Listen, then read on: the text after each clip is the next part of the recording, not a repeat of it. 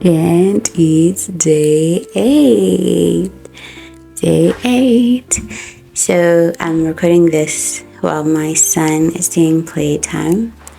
And after this, I am going to help him take his afternoon nap before we do another playtime later on today before his bath time.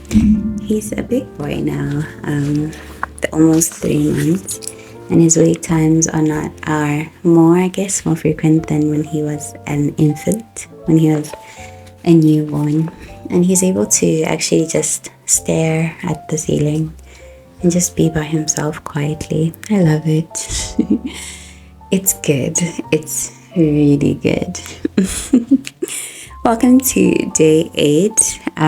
In usual fashion, without wasting time, we're going to jump into the prayer, the affirmation, and the declaration for day 8, and then we'll move into the key thoughts at minute 5-6, and then we'll close off our video with some worship. So let's get into it.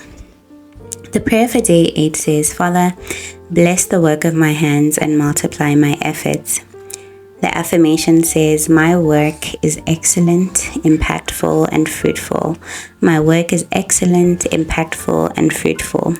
And the declaration says, 2026 is a year of financial increase and divine provision. I'm going to say that louder for the people at the back. 2026 is a year of financial increase and divine provision. And what do we say to all this? We say a big Amen. Amen.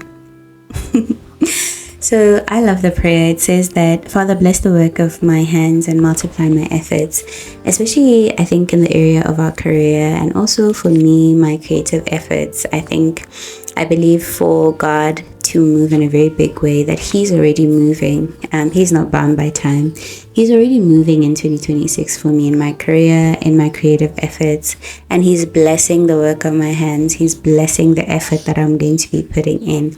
Effort is very attractive, I will say, in any situation, be it in relationships, be it in your career, be it in your creative efforts.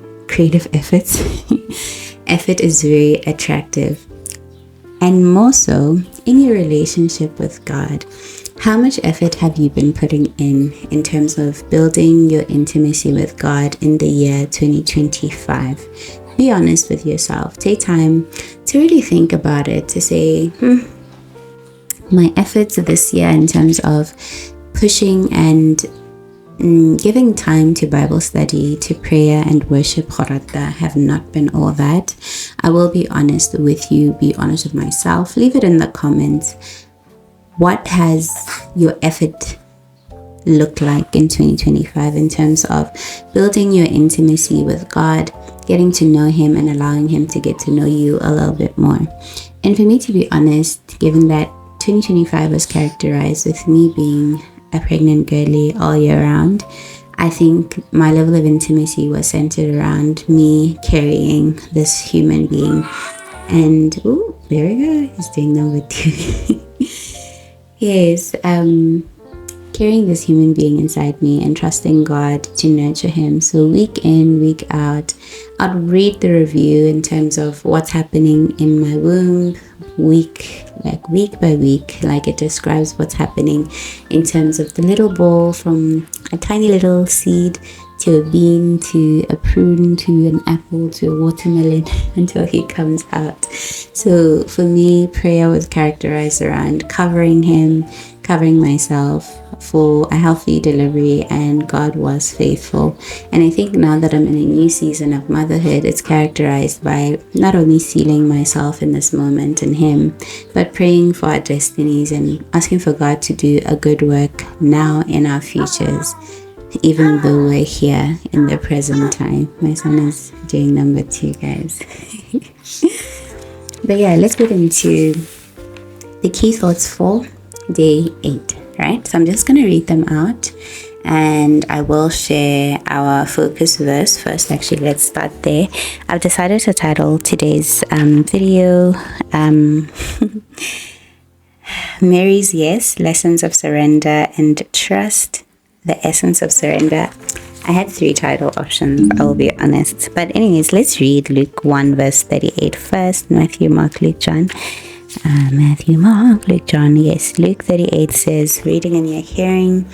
And Mary said, Behold, the handmaid of the Lord, be it unto me according to thy word. And the angel departed from her. And let me just read 37 in your hearing. For with God, nothing shall be impossible. And if you remember the stories that we've read, or if you've been reading Genesis as well alongside us, you'll find that God has said these words. I'm not sure if we've arrived or it's somewhere ahead we have already read. But God declares that nothing shall be impossible with him. And what we're seeing from Mary's story, Mary saying yes to carrying Jesus, I feel it's so commendable. You're saying, I'm going to carry God in human form. What does that look like? I think my mind would be so blown if I was Mary. But I'm just going to read the key thoughts from Mary's life. Here goes. Lessons on surrender, right? Mary said yes without the full picture. And what we're learning is that trust comes before clarity. Surrender is sometimes quiet, but deeply powerful. Surrender is sometimes quiet, but deeply powerful. God's call often interrupts our plans, but his interruptions are divine directions.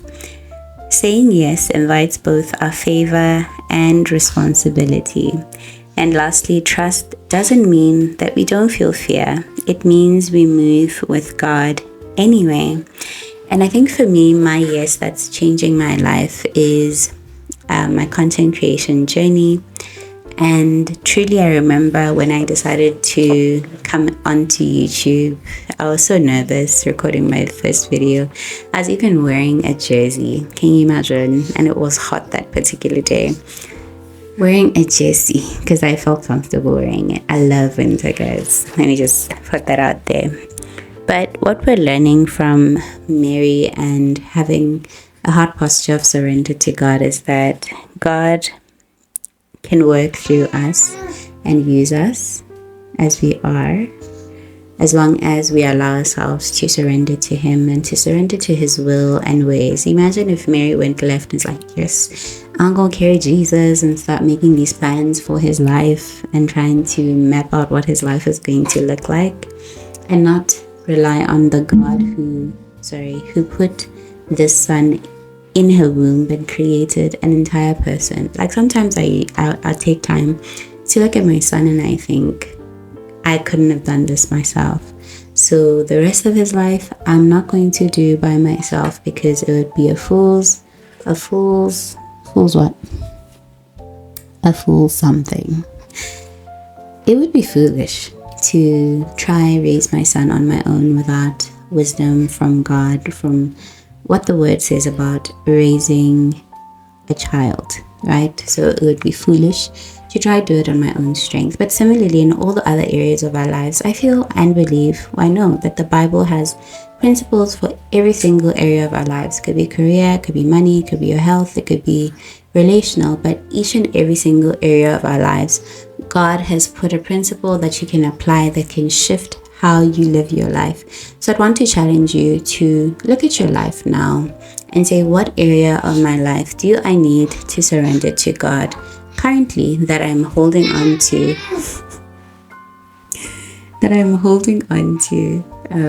He's going to sue me for putting this on my YouTube, because he's going to be like, Mom, but I was doing number 2. But yes, what do you need to surrender to God today on day 8? And if we look at the prayer for 2026 and the declaration, for me, I noted financial increase and divine provision. And I think it's very timely for me, given that finances have always been such a I'd say delicate area in my life, and I'm believing for God to change my heart, and he is slowly, guys. I will tell you that this past few weeks he's been working on this girly for real, in a very good way. I'm grateful. But otherwise, thank you for watching this video to the very end. Today, this marks the end of day 8. We're cruising nicely. cruising nicely. So let's get into our worship moment and allow me to go change my son's old diaper.